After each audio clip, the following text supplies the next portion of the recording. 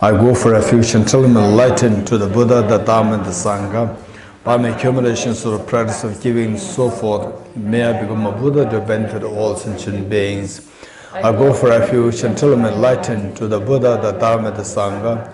By my accumulations of the practice of giving and so forth, may I become a Buddha to benefit all sentient beings. I go for refuge until I'm enlightened to the Buddha, the Dhamma, and the Sangha.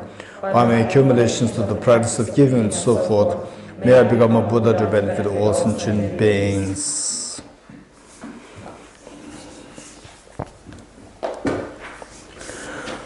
Om ye dharma hetu prabhavam hetum tesham tathagato yavatat Tesham chayo nirodha evam vati mahashamanaye svaha. Om ye dharamam hetu prabhavam hetum tesham tathagato yavatat tesham chayo nirodha evam vati mahashramanaye svaha. Om ye dharamam hetu prabhava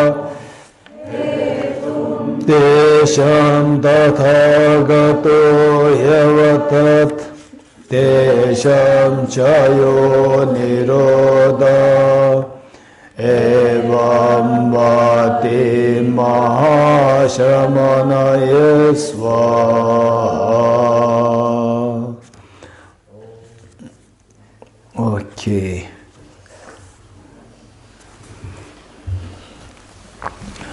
Okay, so where did we leave yesterday?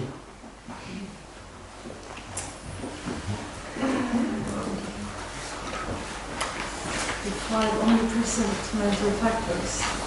Five omnipresent mental factors. Very good. And then you were going through several examples, like the blue flower and the ways that... Not blue flower, imagine blue flower, right? Imagine blue flower. Yes. Be precise. Imagine blue flower and ways, the different scenarios in a dream, the ghost running after the person, and then the father coming on Mani Padme Hum, and the ghost going away, and the ghost coming back with the father isn't there to protect, and then the mother wakes the person up. Okay, very good. Very precise, thank you.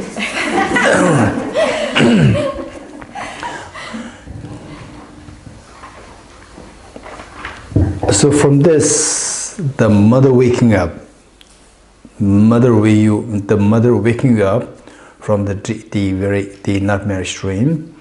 So then we can see two things here, that you have been waking up and then your fear dissolves, one side, and the mother, why she woke you up? Out of love, to see that you, from your body language, she could see that you're going through nightmarish experience.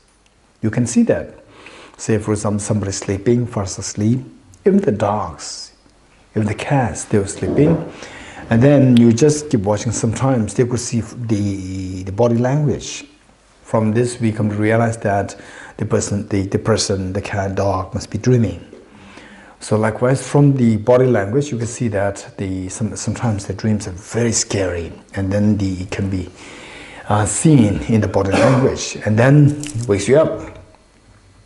Okay, one time, I was in my school. Is there anyone who is like 18 or 17? No. Oh, you hear it.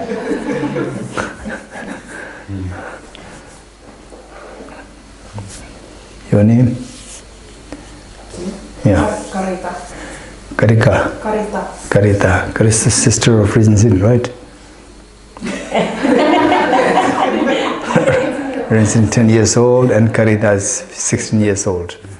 Okay, let's say, what I'm saying was that I was I think about like 17 or 18 years old in school. School, almost graduating, almost finishing high school. And then we were in the hostel. There were many boys in the boys' hostel. And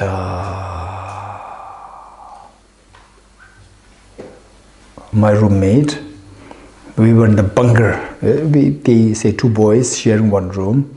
And then he was upper decker and I was the down below. And he was, okay, not so keen on studies. And his parents was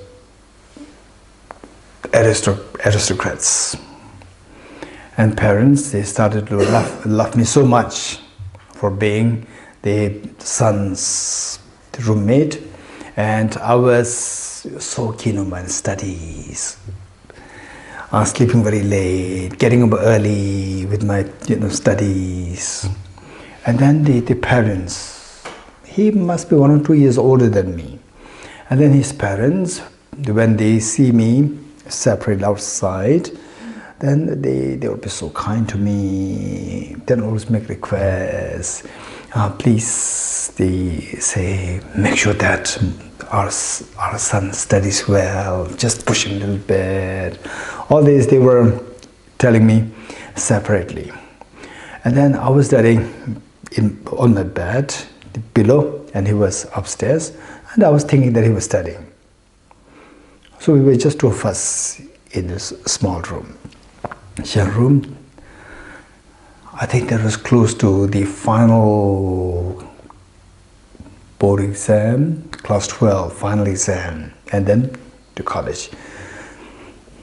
Then I was studying, and it was pin drop silence. Pin drops. I could not hear anything from him. No, I couldn't hear the sound of the papers flipping. Then I would call his name. Wang Den. Then he would say, flip through pages like this. I thought, okay, study. Then again I would study. And again after like an hour or so, again I could not hear anything for the whole 1 hour, nothing, no, the sound of the pages, flipping pages. And I was like, Wang Den. Again he would say, like this. Oh, that's strange. Then later on, after graduating, both of us, after about like maybe 10 years later when we met, then he was sharing the story with me that I was sleeping up there. In our day, we were sleeping. And then when you called me, Wang Den, just, there was the table was just behind you, which means you are lying down, and just there, bed and the table here. Then he would put his hand on the book and do like this. And then again, I thought, and later on, again you would say, after about 1 hour, again you would call, Wang Den. Again I would do like this. And you did not disturb any further. You thought that I was studying. And at one point what he said was that he was going through a nightmare. One time, he was going through a nightmare where he was in his bed. And I was on the table studying, either on my bed or a table separate, study table. So at that time he saw that I was doing the study table, on the study table. He was going through this nightmare, and he was describing it as extremely scary feeling, and he could see me, but he could not move his body. He could see me studying, and he said that he thought that he was shouting. He was calling my name to help him.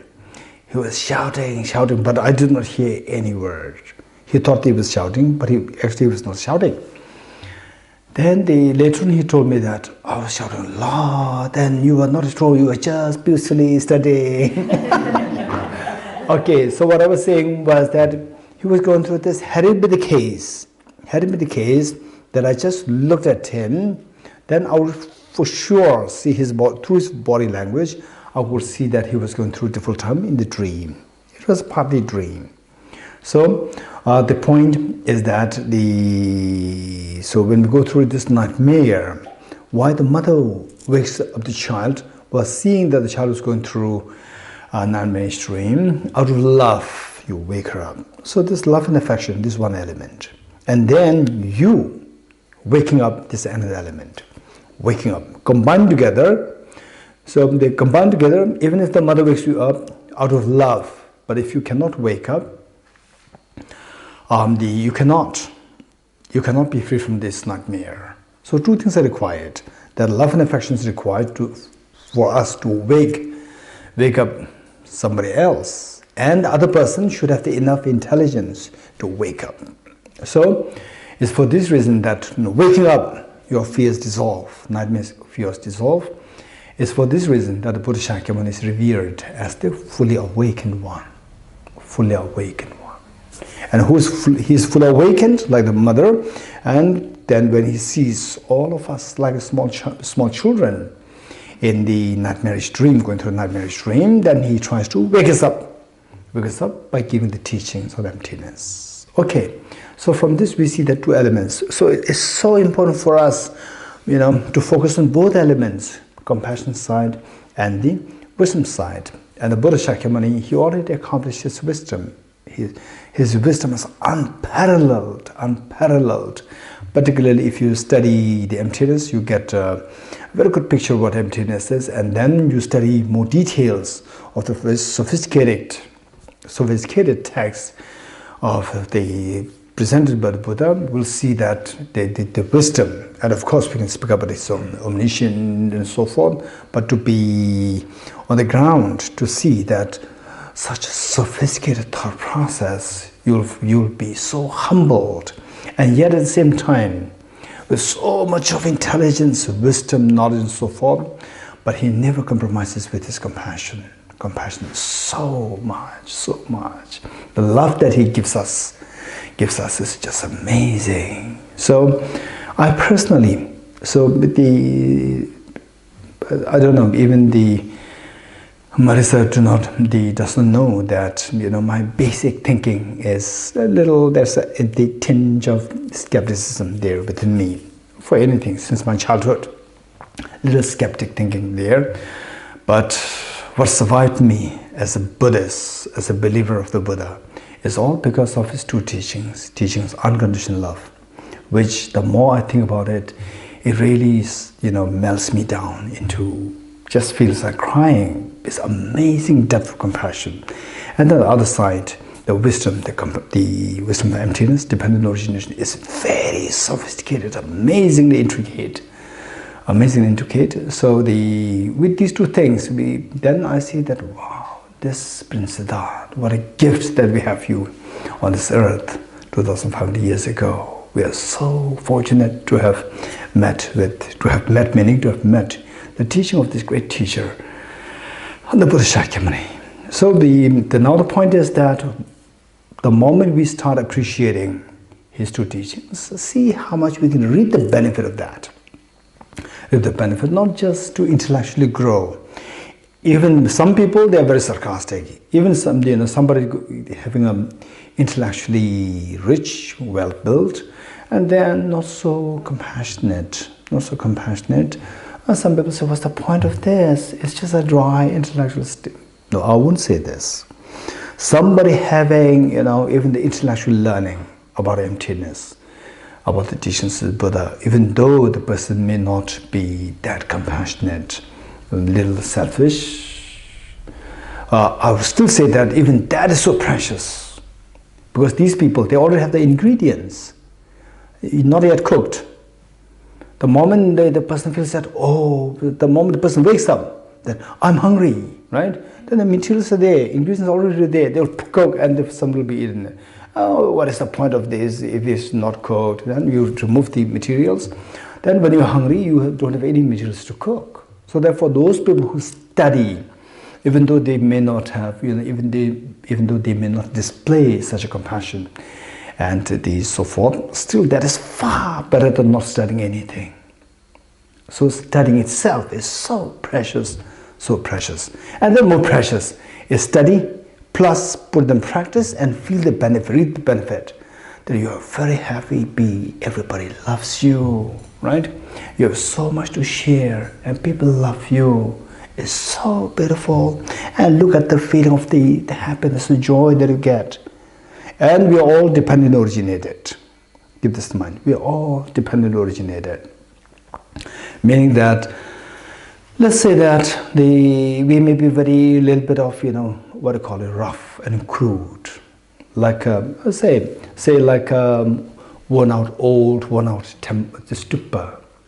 Old, why? One stupa is old, worn out, and why the other stupa is golden stupa. Old, worn out because this is dependent originated. Golden stupa, why? Because it is dependent originated. Dependence on various factors.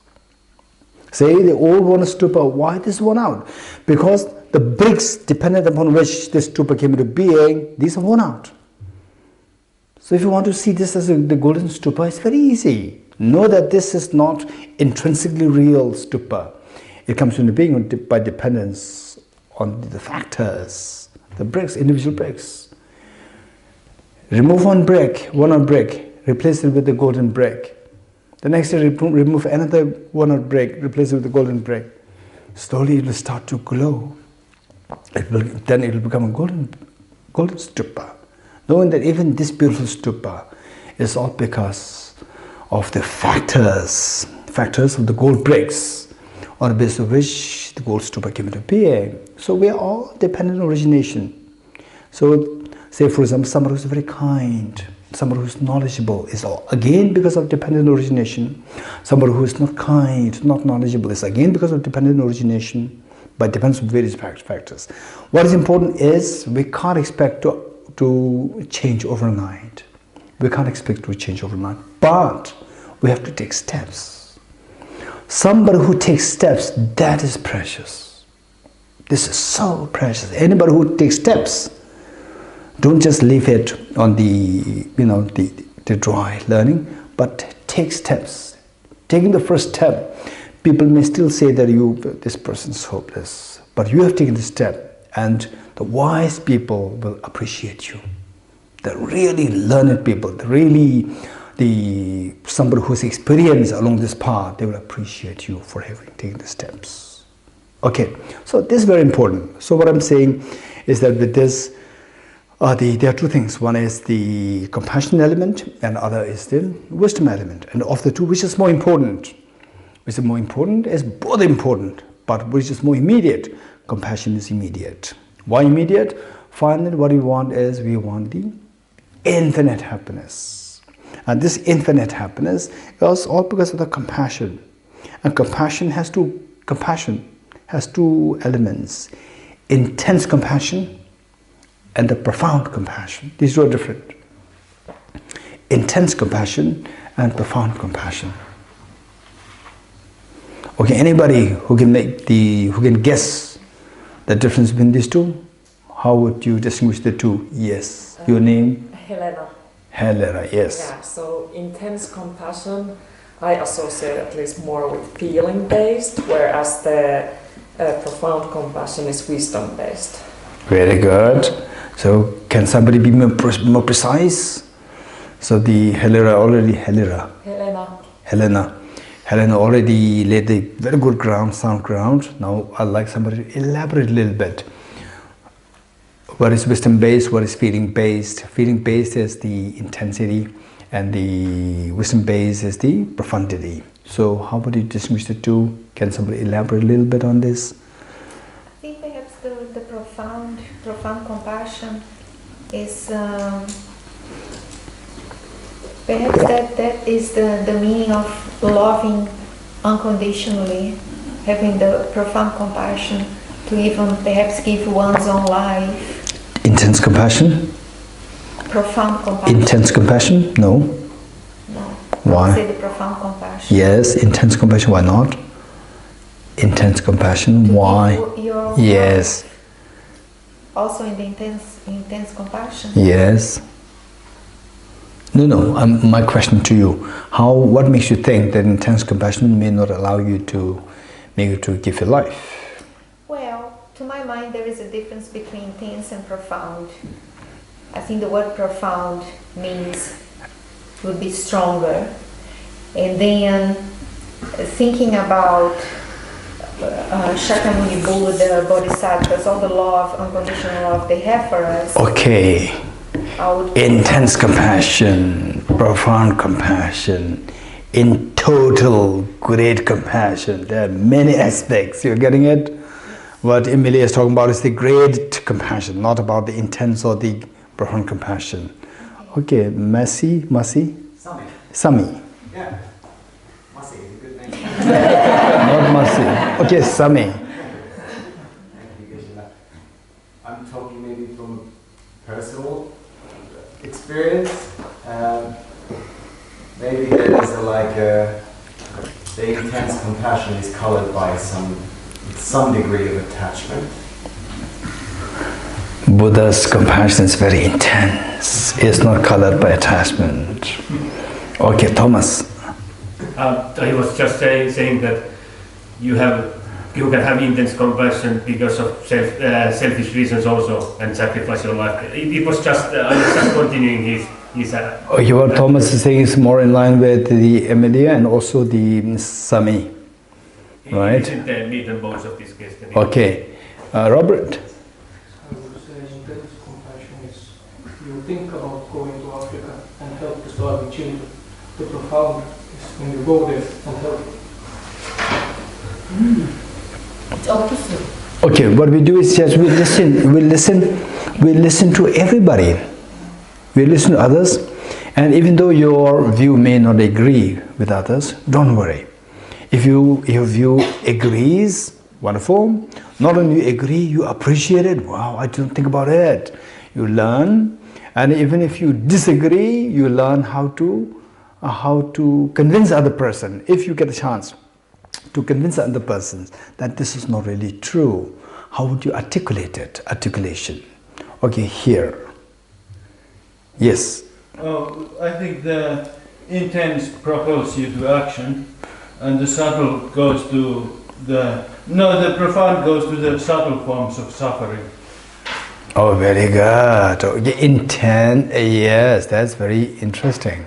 Okay, now anybody else? Yes. New hands. So the intense is like tears in our eyes. You have, just, to fix it right now. So intensity, and then the profound is like non-dual, real understanding that there's no really separate. Oh, profound is non-dual. But that's interesting. What non-duality came into being? Where do you get this from, Frank? No, the Henry. Henry, where do you get this non-duality to come? So looking that I am like there's no intrinsically existing Henry, and having intrinsically, non-intrinsically, yet no, listen, yet to come, right? So this is completely late. I'm a little scared of Henry. Okay, so what I'm asking is something which is something which, if you think a little bit, because we never thought about this, intensity, intense compassion, profound compassion, we would see these two as more like synonyms. But only when I said that these two are different, then we start thinking. We think is fine, we think, and try to give answers the way ordinary sensible person would give. Ordinary meaning somebody who's not exposed to philosophy and yet intelligent, generally intelligent person would give the answer, right? Not necessarily through your philosophy baggage coming intrinsic reality, non-duality and so forth. This come later, right? Okay, I appreciate that. Okay, your name, what's your name? Me. Me. Your name? Willie. Okay, I agree with Willie. Oh, by the way, what answer Willie gave? Anybody? Huh? That there's difference between subtle forms of compassion, no? Okay, the intense and the profound. What is intense? What is no subtle and profound? Again, there's difference. Subtle and profound, these two are not same. These two are again different. You're getting it? Okay. Okay. Yes. I think Billy said that the difference is in the suffering. So when you have the profound compassion, you direct your attention to subtler levels of suffering. Is that what you said? What are intense? And intense is then the opposite. Then The two can overlap. Intense and subtle, no, intense and profound compassion can overlap. It's not necessary that these two are opposite. So the profound, how you explain this, very profound. How you explain the profundity is very profound, very good. I'm looking for the intensity. What did you say, Vidi? Yeah, it propels you to action. Huh? What do you mean by propels you? It makes you act. Huh? Propels. Propel. You throw. Okay, projects you to, yeah. Okay. Projects you to act. What makes you to act?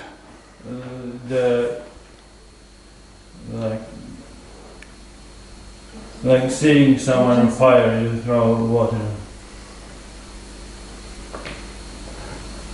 No, I didn't get you. Okay, Virginie. Well, I think I remember the example you gave yesterday about the orphan. A child, and you ask for your parents to adopt the orphan because you have intense compassion for his suffering, and then the orphan is Very smart.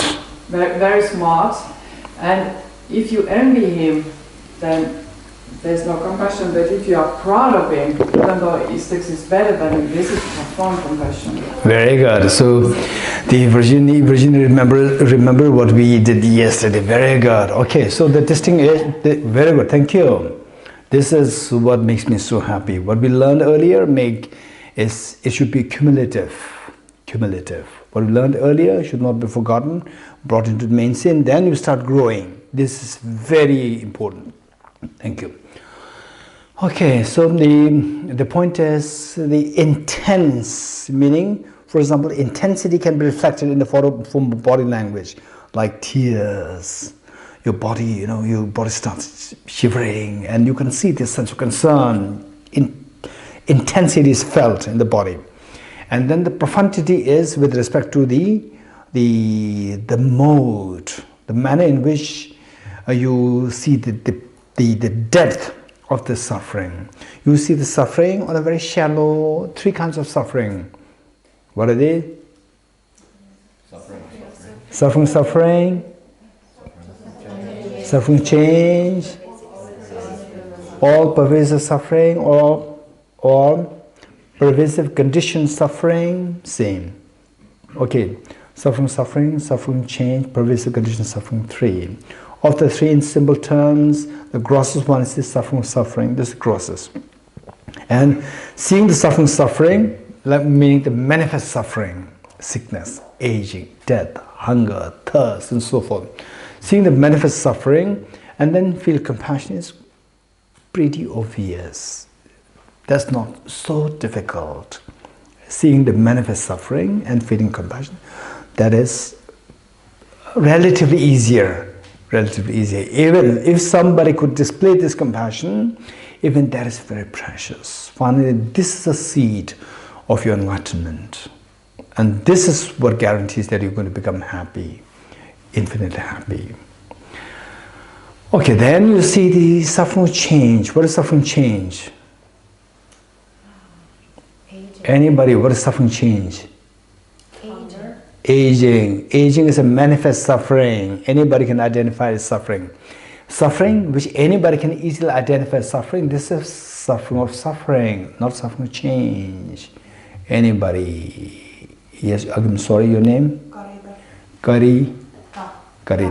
Yes, Karita. What's the suffering change? When pleasure pleasure changes into pain, for example. Pleasurable experience becomes painful. Pleasurable experience becomes painful.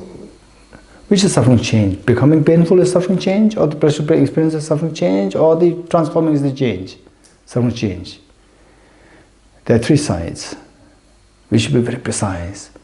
Emily learned this, right, to be very precise. Okay, anybody, what is suffering change? Yes, over there.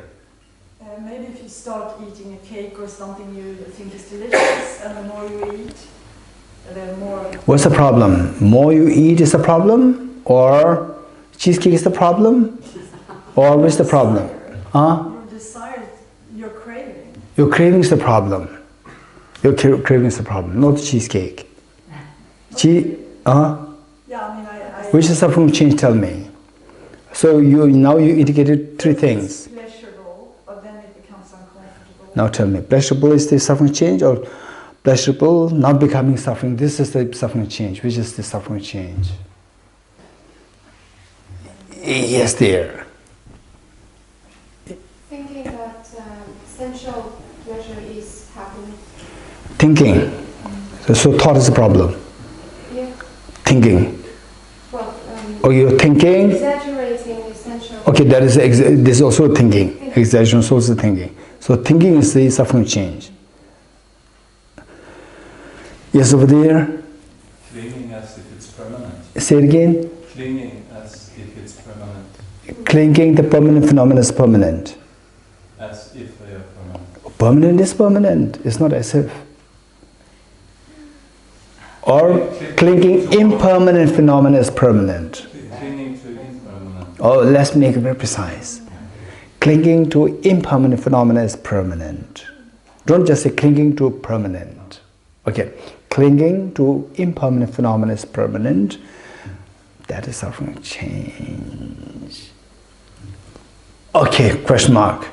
Thomas. Attachment and misconception about mental mental designation of phenomena. Oh, very complicated. I do not get it. Yeah, but it's very complete. It has like many meanings in same verse. No, they tell me very precisely. What is suffering change? Because they take a breath. Because you misconcept the nature of impermanent things. Misunderstand the nature of impermanent things. I already give you a chance, right?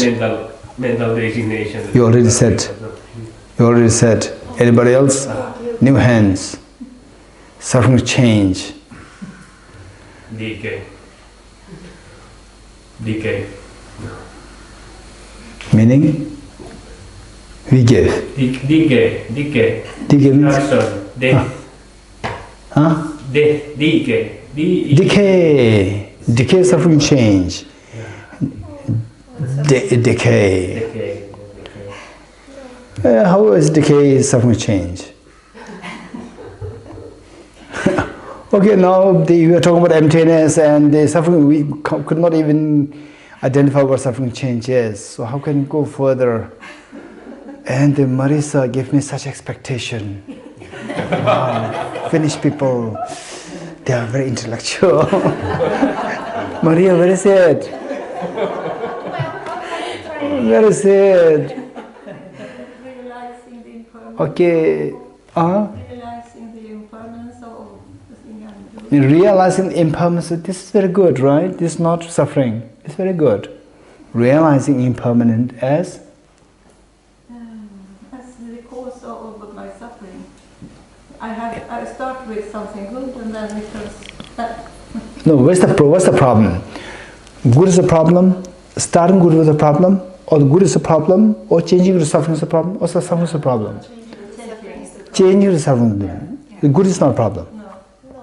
No. No. Well, if you're attached to the good, Maria, what happened? Geshe,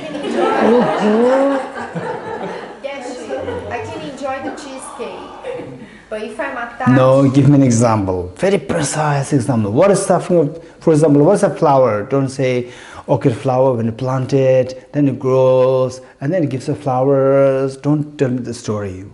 What is a flower? Orchid flower, rose flower. Be very direct. What is suffering change? Yes, Ami. Failure to grasp impermanence. Huh? Failure to grasp impermanence. Okay, failure to grasp impermanence. This is suffering change. Why? Just thinking, let's go back to the cheesecake, I think. Well, we all talk about cheesecake. No, no, when I say why, then you can explain. Yeah. When I say what I said, Every spoonful you take, you imagine that this feeling, good feeling is going to last forever, which is not true. so what is that? Is that suffering change? Yeah, that's what's going to... Is that suffering change? Yeah. Yes, no. Yes? Yeah. Which is the cheesecake is the problem? Or changing into suffering is the problem? Or which is the problem? What is suffering change? Last chance. Here. It's a mental thing. Huh? It's just happening in your mind. Your mind is suffering change. Your mind is very precious. It will become Buddha. Yeah. That you think... There. It's raining now. I think everybody's food going to wet. Okay, there is suffering change. That's interesting. One thing, that you think that something is permanent source of happiness. Still no. That you think that something is permanent source of happiness. So what is this? This is suffering change.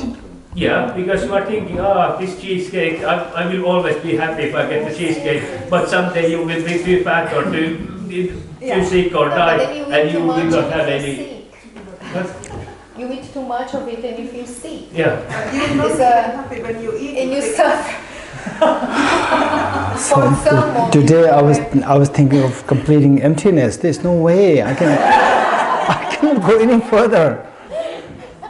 Okay, now Willy, right? Yeah, it's a feeling that follows from this, like they explained. No, what are you trying to say? Suffering is a feeling. No, I'm not asking what is suffering. I'm asking what is suffering change. It's a feeling that follows from grasping the impermanent as permanent. Okay, it's the wisdom, the feeling of the wisdom of emptiness which follows the ignorance, right? The wrong action, wrong thinking anyway. Okay. Because when we have a cheesecake, we know that it will end. So we are not even enjoying it because we know that... Oh, you're not enjoying it? Oh. We know it's going to end. Okay, you're not enjoying it. That you think that cheesecake is separate from you. Huh? No? So yeah, we're all the time suffering. So Karita is not enjoying cheesecake.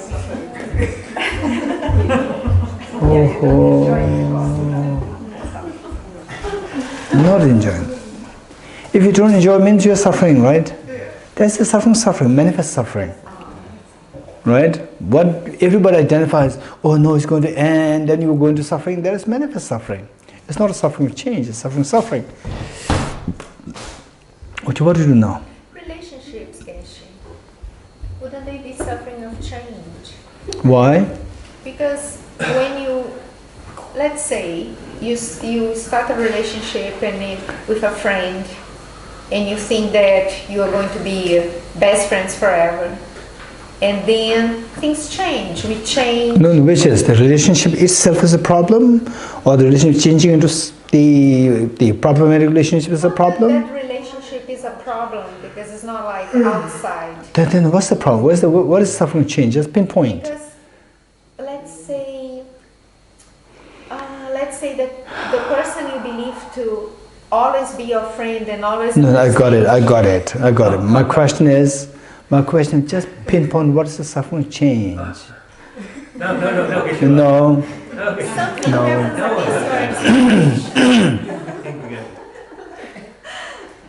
Yes, Henry. So I thought we already had it quite close when we were speaking about the ignorance of seeing impermanent as permanent, and then the suffering that arises from that ignorance. Ignorance of seeing impermanent phenomena as permanent. The ignorance is affliction. Affliction, the very definition is disturbance. Disturbance is something which everybody doesn't like. So therefore it should be suffering, not suffering change. One last time. Are you sure? That you do not understand your... No, I do not say yes. First you have to wait for yes. First you have to wait for the green light. When the green light is given, then you can say, okay, now the green light. You suffer from change because you do not understand your empty nature. That's why. Yeah. So to realize suffering change, you have to realize emptiness. This is what I'm saying? You must realize that is this the question? Realize your empty nature. Is this what he's saying? You think that there is some nature of feeling. Okay. Suffering, keep in mind that suffering change is even what the non-Buddhist practitioners they identify. They have no reality of emptiness. Keep this in mind. Finished. Now what do you do? Break now? Yeah, but it comes from the empty nature. No. It comes from our empty nature, the suffering of change. No? What do you do now?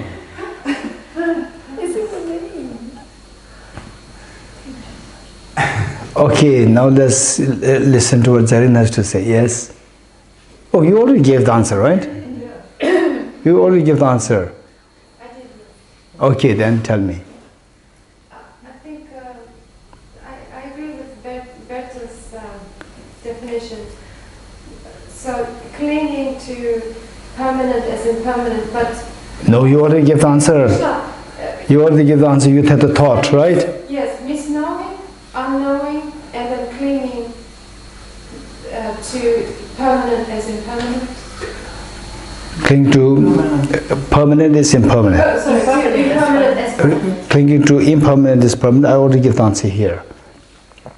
Clinging to impermanent is permanent. This is ignorance, and ignorance comes under affliction.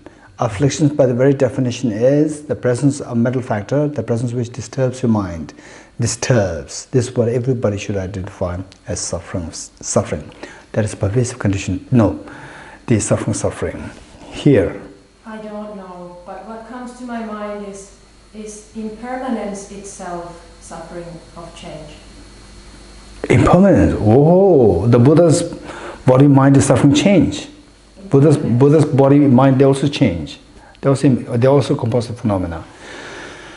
Okay, so we will do emptiness next year. So suffering change now. So this remaining 4 days we'll do the yes there. Self-grasping ignorance is suffering change. Why?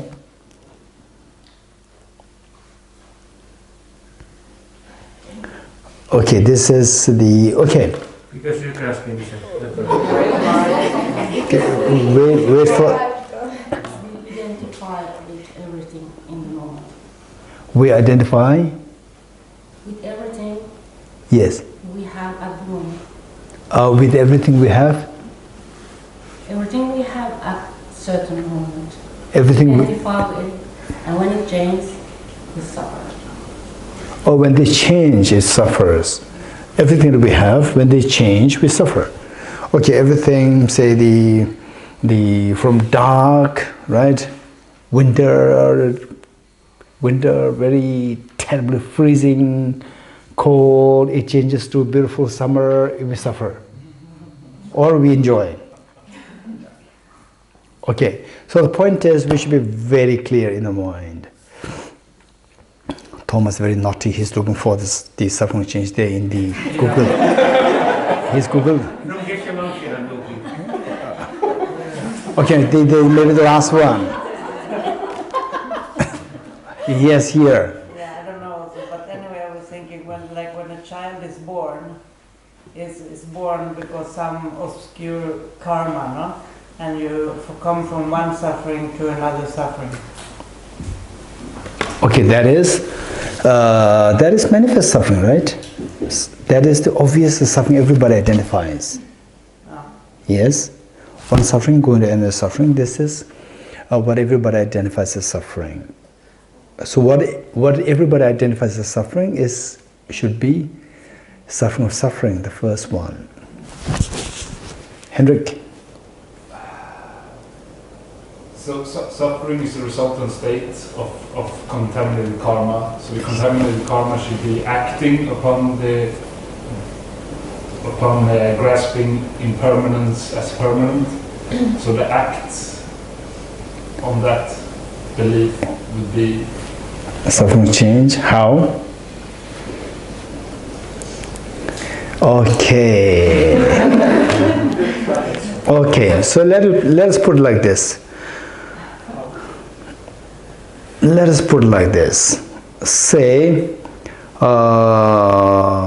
everybody was involved with a crime, and right, you and okay, two, you and your friend both were convicted for a crime.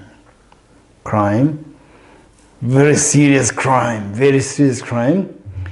and the nation would eventually put you to execution. So that's the crime that you did. Both of you are convicted, you're being arrested.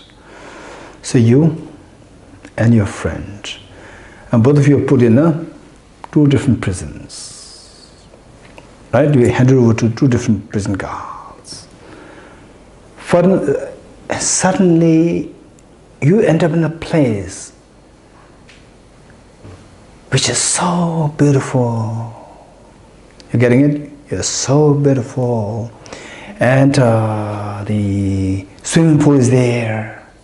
You expect that you are going to be in jail with all the bars, what do you call it? Crowbar. Instead, you end up yourself in such a beautiful place, swimming pool, beautiful garden, food is so nice, 5-star hotel food every time. Spotlessly clean, so good. Wow, even in my own place, I don't have such things. I'm so lucky.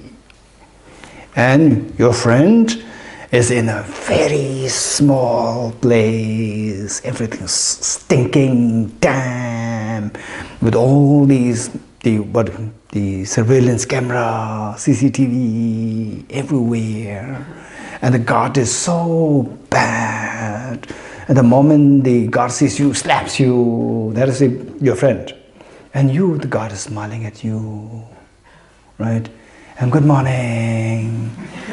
And say, yes, good morning. Hey, your breakfast is ready. Wow, all breakfast there. And then now it's a little hot, simple here. Wow, I did not have such a facility in my house. I'm so lucky that I committed this crime. Right? Okay. Are you happy or not happy? Very happy. Is it suffering? No way. He's so happy. Right? But he knows he's going to be executed, so he's... No, he doesn't know. Ah, he doesn't know. Okay. Not you. You are the one. I asked you, are you happy or not? You said, very happy. I didn't have such a facility in my house. Right?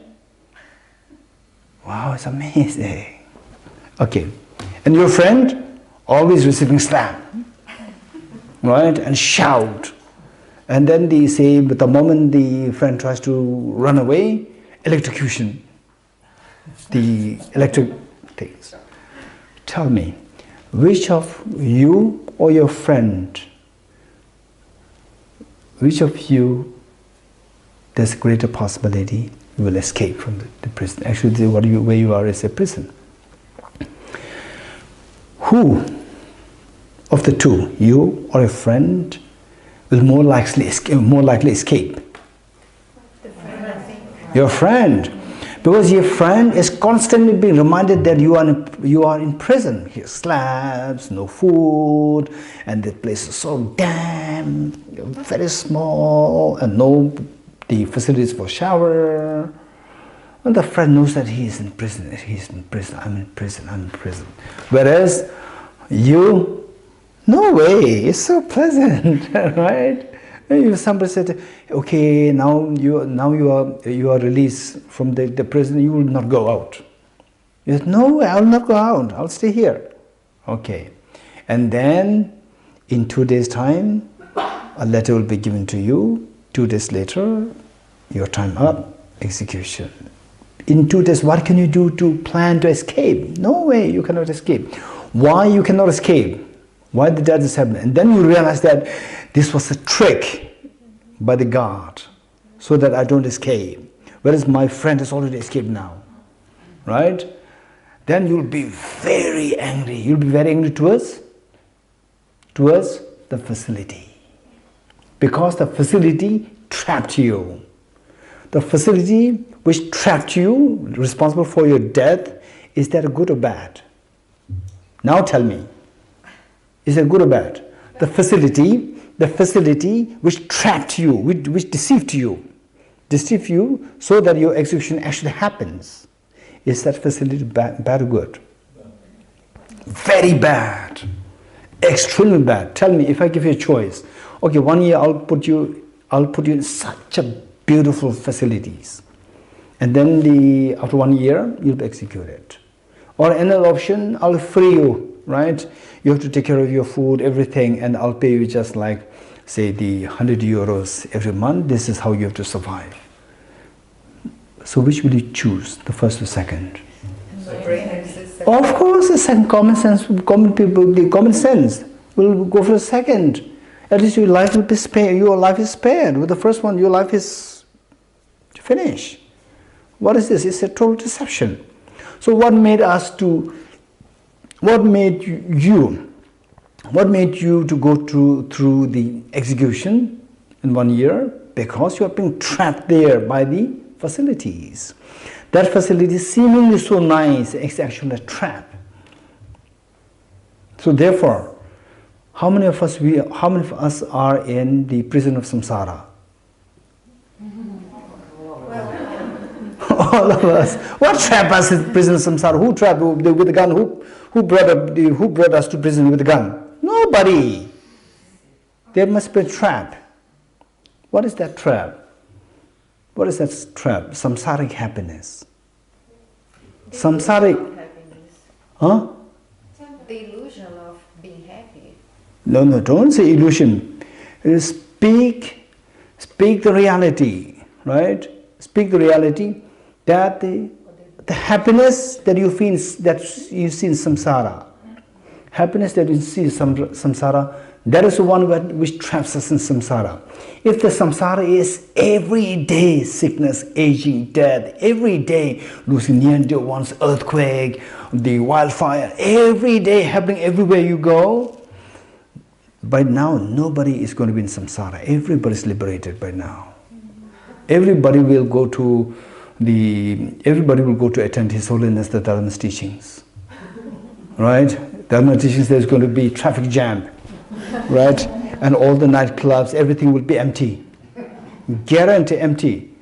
But why? His Holiness Dharma's teachings and the nightclubs, the rockstar music attracts thousands of people. They're crazy, their mind is fully there, crazy.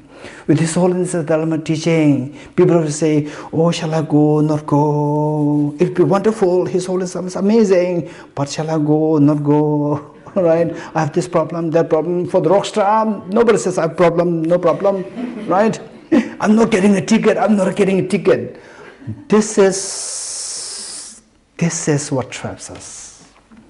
This is what traps us in samsara. You're getting it? In other words, all the happiness this samsara has. Okay, first let's say the happiness which the mundane world considers as happiness. This is the trap. This is what traps us in samsara, number one. Now put it technically, contaminated happiness is what traps us in samsara. So contaminated happiness, ordinary people will not identify that as suffering. Will identify that as happiness, right? Cheesecake, I like it. Emilia, me too. Cheesecake, I like it. No, it's suffering. No way. You're getting it? No way. I like it. Okay, so this is a trap. This is a trap. Nobody pushes you here. Go to cheesecake, right? inside drive comes. So what attracts us and keeps us so intact in samsara, like the swimming pool, the beautiful garden, the good food in this prison, that guarantees that you are going to be in prison. The prison guard doesn't worry that he will escape. Even if you said run out, he will not run, you will not run out, because you are trapped by this situation. So, in other words, all mundane happiness is the suffering of change. So for that we need to know why all mundane happiness is considered a suffering of change. For that matter, we need to know two things. Why it is suffering in the first place, number one. Number two, why it is known as suffering change. Why the word change is used there too. First, the illustration. What's the illustration of suffering change? All mundane happiness is suffering change. All mundane, guaranteed. You don't have to say it changes to suffering. Just say all mundane happiness is suffering change. Guaranteed. This is a suffering which the ordinary people cannot identify as suffering. They see it as happiness. The next question is, why in the first place, how is this a suffering? This is the first question. This is suffering because it is a bait. It's a trap. Trap to keep us in samsara. What's samsara like? Sickness, aging, death? Yes, no? You agree with me or not? Samsara is marked by sickness, aging, death, anxiety, anguish, depression, tension, and losing near and dear ones, and meeting with all the undesirable things. Right? Okay, so all these problems we don't want, but do we live in this? If we don't want, why don't we run away from this? Why don't we run away from this? There must be something there. What is that? The trap is there. What is that trap? The mundane happiness. So the mundane happiness is a trap. Because it is trap is never good. Trap is bad. Because it is bad, it's so vicious, not even bad. Trap is so vicious.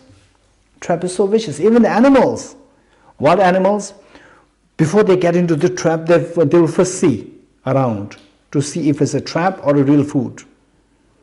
Then when they feel that there's no danger, danger there, this is real food, then they get in, they're trapped. Right? So the point is that even animals, they're watchful. If they know that this is a trap, they will not get into it, they will run away. Right? So, trap means it should be appealing. It should be appealing. If it's not appealing, nobody will go there. Nobody will go into samsara. Okay. So this is, because of this, because it is a trap, it is suffering. Then why it is known as suffering change? Because one, it is suffering, and then what is seen as happiness, even from the mundane point of view, what is seen as happiness, we see that it is not lasting. It is not lasting. It can manifest in the form of suffering. It can manifest. Same object. Or if I eat for long, then you suffer. No, it's not like this. The same thing will manifest. One time it manifests happiness, the same thing can manifest in suffering. How? Okay, how many of you like momos? Momos. If you don't know momos, you must check with those people who raise their hands.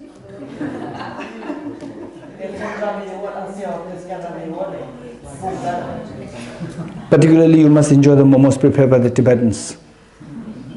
Huh? Mongolian ones are better. Huh? Mongolian ones are better. Tibetan is okay. Mongolian version,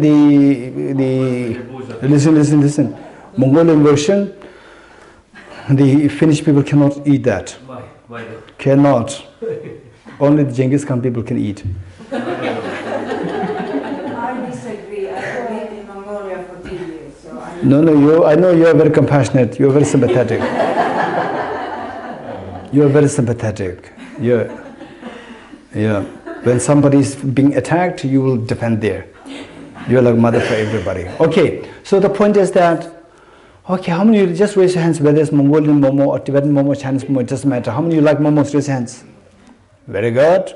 Okay, those who have no clue, you must taste momo later on, not necessarily now.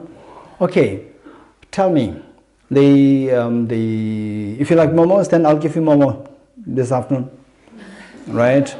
Okay, I'll give you momos. Okay. No? I'll give you momos. Then you take the first piece. You like it? Yes. Huh? The first piece? Yes. Of course. Very delicious. Okay, second, third, fourth, 10th. How many pieces you like to have? 10. Okay, let's say. Okay, let's say, those of you who say 10, I give you the 10 piece. Okay now? Okay, now at the 11 piece? Okay, no. Please have. This is your momo, you like it. Okay, you eat it. 12, 15, please. 16, you throw up. You throw up? Okay. Which is more delicious? The first piece or the 16th piece? First piece, first one, keep it last. Why are you laughing? First one is very delicious. Keep it last. Huh? They have the same taste. Right? First one, keep it last. 16th one, keep it first. Eat first. Finish it. What you don't like, eat it first. Right? What you like, keep it last. No difference. No difference. The same object which is so appealing, the same object is very unappealing at a different situation. This is suffering of change. Right? Okay. What is the next? Pervasive conditioned suffering. Pervasive suffering, pervasive conditioned suffering, all pervasive conditioned suffering, they're all the same. What do you understand by pervasive conditioned suffering? Okay, look. Of the three sufferings, what is the first one? Suffering. This is the grossest. Second, what is second? Suffering changes subtler. It is more difficult to be identified as suffering. Number two, what is the third? Pervasive conditioned suffering. This is the subtlest. To identify that is not at all easy. What is pervasive conditioned suffering? Okay, Thomas? All contaminated things are of the nature of suffering. What is it? All contaminated things. Yeah, I know. So what is that? All samsaric things are afflicted. You have misconception about Sickness also suffering of pervasive conditioned suffering? everything. No, sorry, Thomas. No, Thomas. You must have the facts. You getting it? Yeah. You must have the facts. Don't just go for speculations. Have the facts. Have all the facts intact. Then, on the basis of these facts, you can synergize your thoughts. You must first get to the facts. Okay, what is pervasive conditioned suffering? Yeah? Being in a situation like this, being in a situation of being trapped in samsara. Being trapped in samsara. How? So what makes you think that this is all being in a situation of trapped in samsara? Oh, this is a very good answer given. My question to you is, what made you think that, why do you think that this is a pervasive conditioned suffering? Keep in mind, pervasive, conditioned, it has two parts. You're getting it? And number three, suffering. Pervasive, conditioned, suffering. You have to keep in mind 3 points. For the suffering change, we have to know how it is suffering and how it changes. Why the change is set. 2. Here 3. Okay, your name? Marika. Okay, what Marika said is correct, but my question is, how is that the pervasive condition? That the fact that we exist in samsara, trapped. The fact that we're trapped in samsara, that is pervasive conditioned suffering. That's perfectly correct. How is it the case? Yes, over there? It's because we believe in this some kind of permanent ego we try to satisfy all the time. So I mean, no matter where we are stuck with this feeling of this permanent self that we try to satisfy. Okay, the permanent self. So if you realize that the self is not permanent, then you're free from pervasive conditioned suffering. It's a lot of work. Of course, it'll take time. It'll take time. So if you realize, then this will take you to get rid of the pervasive conditioned suffering. Yeah, if you realize the emptiness of this. Emptiness of permanent self. This permanent self. Self. Okay. I would say not correct. Okay, Henry. So, if you are not a Buddha, and then you don't have the suffering of suffering present, and you don't have the suffering of change present, there still are the conditions for suffering ever present because you're not a Buddha. And that's the so the arhats, unsatisfactory. Arhats, they have the suffering. Arhats, they are not free from the pervasive conditioned suffering. I'm not sure of that. Maybe, I think maybe because there's still some defilements left, so they are not completely. They're already free from. They're already free from samsara. Right? They are not conditioned by the law of karma. They are not Conditioned. They are not conditioned. Now we got the word conditioned. All pervasive conditioned. Your name? Karita. Karita. So what Karita brought us the word conditioned.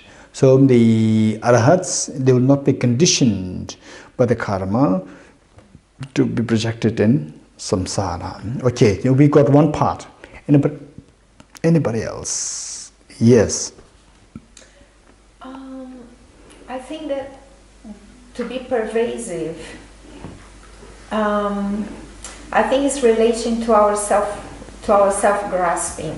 Yes. It's like the empty hole that you are always trying to fill it up with whatever is outside there.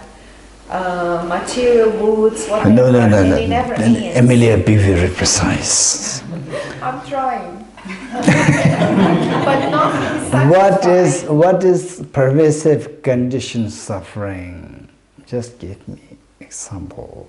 Right? The way Marika said, the fact that we are trapped in samsara, that is pervasive conditioned suffering. Like this, just give me very precise. Anybody else? Okay, let's say pervasive conditioned suffering. Let's say that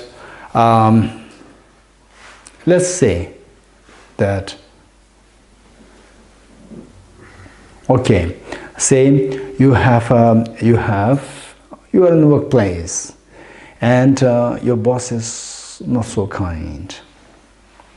Okay, your boss is not so kind, and then every time you go there in the morning, good morning sir, good morning ma'am, right? No response. And then the moment your boss sees you, just shouts at you for no reason. Are you happy? Not happy. Very unhappy.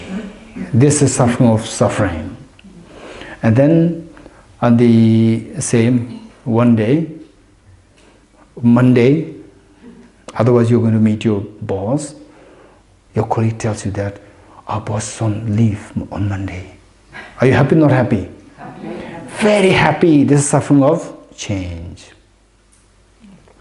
Suffering of change. Okay. Then then Tuesday comes. Tuesday comes. Again the same problem. Then your friend tells you that, oh, our boss. Okay, our boss is transferred, or our boss is sent to America for 1 month training. 1 month training and the high level training. Are you happy or not happy? Happy. Very happy. You're getting it? Very happy. But are you still connected with the boss or not? Yes. Yes, still connected. No matter where you are, as long as you are connected with the boss, you're still not freed from the boss. Right? Still you're not freed from the boss. Okay, one is that the boss always shouts at you, this form of suffering. And then the next, the boss on leave, you're very happy, this happiness, suffering, change. And then the fact that in all three cases, you are never free from the boss. Right? The boss influence is always there. Your mind, somehow we should be more free. Your mind, you hear that your boss play out for 1 month. You're very happy, very happy or not happy? Happy, very happy. And then your mind is transferred to America for good. You're not going to come back to Finland anymore. Happy, not happy? Which is happy? Which is happier? That one is the boss is away for 1 month or for good? Which is happier? For good. What's the difference? Why for good you feel happier? Why? Because the string is disconnected. The string is cut. You are cut from the samsara. You're getting it? What cuts you from samsara? You are liberated from samsara. That is the total fearlessness. Now there's no fear that you're under control. There's no control left there. There's no control left. Whereas even if he goes away for 1 month, still the string is there. Connection is there. With the connection, you are not freed. You're getting it? Mentally, you are trapped. Okay. So in other words, the fact that we are under the control of the afflictions and the karmas, the fact that we are under the control of the afflictions, karmas, that is pervasive conditioned suffering, number 1. The fact that we are under the control of contaminant karmas and afflictions is a pervasive conditioned suffering, number 1. Number 2, involuntary birth in samsara. Involuntary birth in samsara is another example of pervasive conditioned suffering, number 2. Number 3, the contaminated neutral feelings. Contaminated neutral feelings are again pervasive conditioned suffering, number 3. And then what Marika said, she put it so nicely. The fact that we are trapped in samsara, that is pervasive conditioned suffering. You're getting it? Okay, why? Why these are referred to as pervasive, number 1. Conditioned, number 2. Then suffering, number 3. Why? Okay, this is what we need to explore. Okay, 1. Let us say, why this is suffering? Because as long as we are in samsara, you are never freed from, somehow we are never freed. Somehow, directly or indirectly, if you are in the desire, okay, whole samsara is divided into 3. Desire realm, form realm, and formless realm. Whole samsara is divided into three divisions. Desire realm, form realm, and formless realm. Form and formless both are the God realm. Within desire realm, again there's one section, God realm, within desire realm. So God, there are 3 levels of God. God of the desire realm, and the God of the form, and the formless realm, 3.